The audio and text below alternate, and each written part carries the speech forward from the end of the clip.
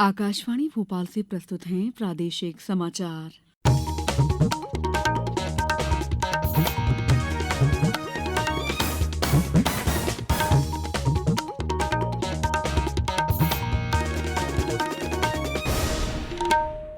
नमस्कार, समाचारों के साथ मैं दीपा सिंह। सबसे पहले मुख्य समाचार। लोकसभा चुनाव के तीसरे चरण के लिए प्रचार जारी। प्रधानमंत्री नरेंद्र मोदी की आज गुजरात में होंगी आम सभाएं। भाजपा के राष्ट्रीय अध्यक्ष जेपी नड्डा और कांग्रेस नेत्री प्रियंका गांधी आज प्रदेश के चुनावी दौरे पर। प्रदेश में 7 मई को होने वाले मतदान के लिए 20,000 से अधिक मतदान केंद्रों पर की जा रही है तैयारी। और उज्जैन में 3 मई से प्रारंभ होगी पंचकोश यात्रा। अब समाचार विस्तार से। लोकसभा चुनाव के तीसरे चरण में इस महीने की 7 तारीख को 10 राज्यों और एक केंद्र शासित प्रदेश की 93 सीटों पर मतदान होगा। लोकसभा चुनाव के लिए सभी राज्यों में प्रचार जोरों पर है। भाजपा के वरिष्ठ नेता और प्रधानमंत्री नरेंद्र मोदी आज गुजरात में 4 रैलियों को संबोधित करेंगे। श्री मोदी आज आणंद, सुरेंद्रनगर, जूनागढ़ और जामनगर में रैलियों को संबोधित करेंगे। कांग्रेस नेता और राजस्थान के पूर्व मुख्यमंत्री अशोक गहलोत आज अहमदाबाद में एक संवाददाता सम्मेलन को संबोधित करेंगे।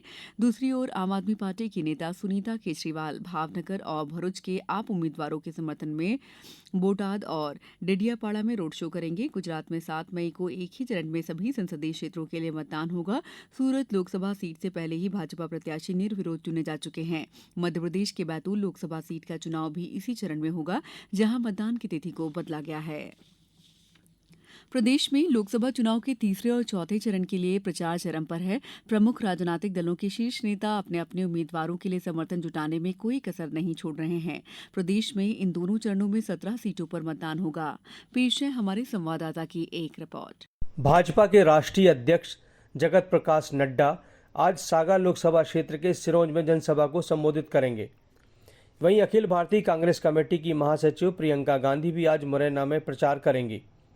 कांग्रेस के मध्य प्रदेश प्रभारी जितेंद्र सिंह, प्रदेश कांग्रेस अध्यक्ष जीतू पटवारी और पूर्व केंद्रीय मंत्री अरुण यादव भी मुरैना और ग्वालियर में रहेंगे। मध्य प्रदेश में तीसरे और चौथे चरण में मतदान का प्रतिशत बढ़ाने के उद्देश्य से कल से चले बूथ की ओर अभियान प्रारंभ किया गया है।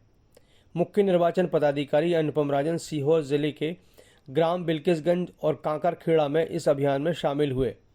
उन्होंने कहा कि लोकतंत्र की मजबूती के लिए मतदान अवश्य करें। संजीव शर्मा, आकाशवाणी समाचार, भोपाल।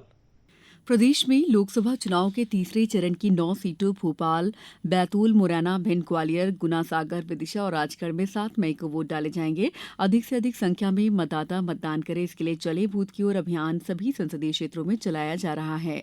मुख्य निर्वाचन पदाधिकारी अनुपम राजन ने बताया कि लोकसभा संसदीय क्षेत्रों में निष्पक्ष और शांतिपूर्ण मतदान की सभी तैयारियां पूरी कर ली गई हैं। तीसरे चरण के लिए 20,456 मतदान केंद्रों पर पेयजल, जरूरी दवाइयां और टेंट की व्यवस्था की जा रही है। मतदाता सूचना पर्ची का वितरण किया जा रहा है। भोपाल लोकसभा सीट के लिए करीब 23 लाख वोटर मतदान करेंगे। इसके लिए भोपाल और सीहोर में मिलाकर कुल 2300 मतदान केंद्र बनाए गए हैं। करीब 17,000 कर्मचारी और अधिकारी मतदान ड्यूटी पर तैनात रहेंगे।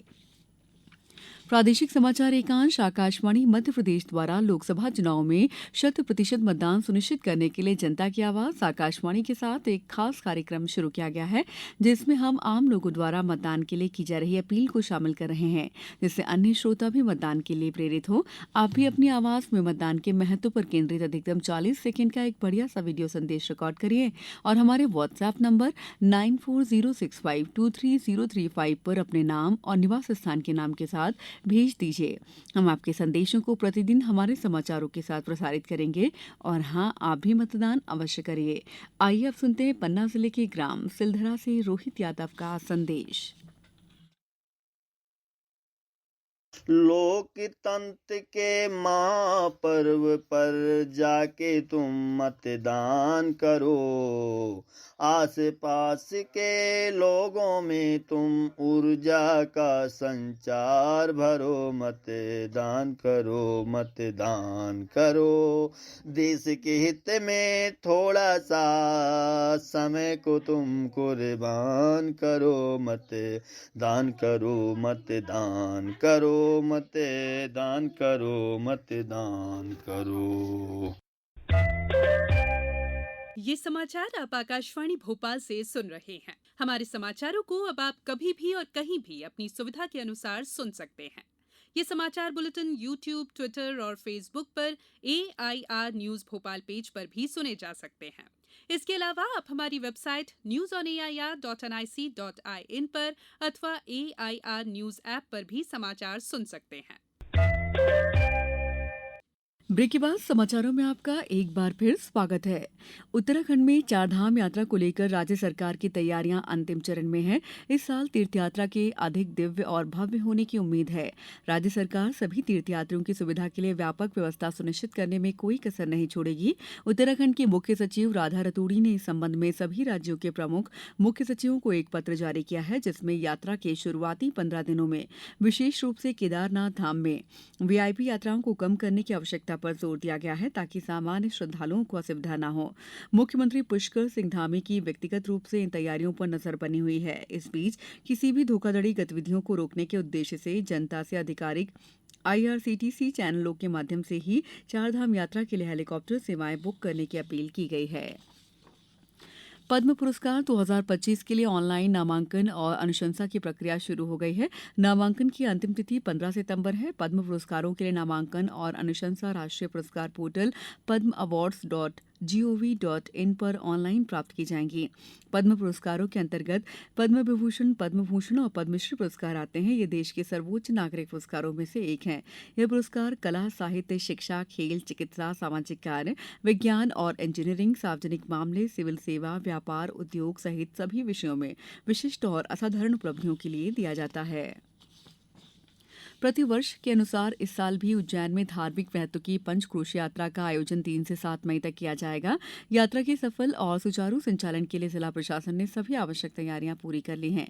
कलेक्टर नीरज कुमार सिंह और पुलिस अधीक्षक प्रदीप शर्मा ने अधिकारियों के साथ रात्रि भ्रमण कर श्रद्धालुओं के लिए की गई व्यवस्थाओं का निरीक्षण किया। उन्होंने श्रद्धालुओं को यात्रा में कोई भी परेशानी न हो, इसके लिए आवश्यक दिशा निर्देश संबंधित अधिकारियों को दिए। IPL क्रिकेट में कल रात पंजाब किंग्स ने चेन्नई सुपर किंग्स को 7 विकेट से हरा दिया। पंजाब किंग्स ने 163 रनों के लक्ष्य का पीछा 17 ओवर और 5 गेंदों में ही हासिल कर लिया। पंजाब की ओर से सलामी बल्लेबाज जॉनी बेयरस्टो ने 46 रन बनाकर पारी को शानदार शुरुआत दी, जबकि रिले रोसोव ने भी 43 रन बनाकर जीत में बेहतरीन योगदान दिया। इस जीत के साथ पंजाब एक स्थान आगे बढ़ते हुए 8वें से 7वें स्थान पर पहुंच गया, जबकि चेन्नई चौथे स्थान पर बनी हुई। आज हैदराबाद में सनराइजर्स हैदराबाद का मुकाबला राजस्थान से होगा। भारतीय शतरंज की स्टार वैशाली रमेश बाबू को आधिकारिक तौर पर अंतर्राष्ट्रीय शतरंज महासंघ फिडे ने ग्रैंड मास्टर के खिताब से सम्मानित किया है। कुनेरू हम्पी और हारिका द्रोणावल्ली के बाद वैशाली तीसरी भारतीय महिला ग्रैंड मास्टर हैं जिन्हें ये उपलब्धि हासिल की है। अब कुछ समाचार संक्षेप में। भारतीय जनता पार्टी के भाजपा को जाने अभियान के तहत 6 देशों के राजनीतिक दलों का प्रतिनिधिमंडल आज भोपाल में भाजपा कार्यालय पहुंचकर पदाधिकारियों से चर्चा करेगा। खंडवा संसदीय क्षेत्र के सभी विधानसभा क्षेत्रों में मतदाता जागरूकता अभियान आयोजित किए जाएं और मतदाता को आगामी 13 मई को खंडवा संसदीय क्षेत्र में मतदान के लिए प्रेरित किया जाए। ये निर्देश खंडवा संसदीय क्षेत्र के लिए नियुक्त सामान्य प्रेक्षक देवाशीष दास ने कलेक्ट्रेट सभा कक्ष में आयोजित एक बैठक में दिए। मुख्यमंत्री डॉ मोहन यादव आज आगरमालवा जिला मुख्यालय स्थित बस स्टैंड पर देवास संसदीय क्षेत्र के भाजपा प्रत्याशी महेंद्र सिंह सोलंकी के पक्ष में एक चुनावी सभा को संबोधित करेंगे। इंदौर संभागायुक्त दीपक सिंह ने लंबित विभागीय जांच के प्रकरणों के निराकरण की समीक्षा की। इस दौरान उन्होंने निर्देश दिए कि लंबित प्रकरणों के निराकरण में गति लाई जाए। अंत में मुख्य समाचार एक बार फिर। लोकसभा चुनाव के तीसरे चरण के लिए प्रचार जारी। प्रधानमंत्री नरेंद्र मोदी की आज गुजरात में होगी आम सभाएं। भाजपा के राष्ट्रीय अध्यक्ष जेपी नड्डा और कांग्रेस नेत्री प्रियंका गांधी आज प्रदेश के चुनावी दौरे पर। प्रदेश में 7 मई को होने वाले मतदान के लिए 20,000 से अधिक मतदान केंद्रों पर की जा रही तैयारी। और उज्जैन में 3 मई से प्रारंभ होगी पंचक्रोशी यात्रा। इस बुलेटिन में इतना ही। दीजिए इजाजत। नमस्कार।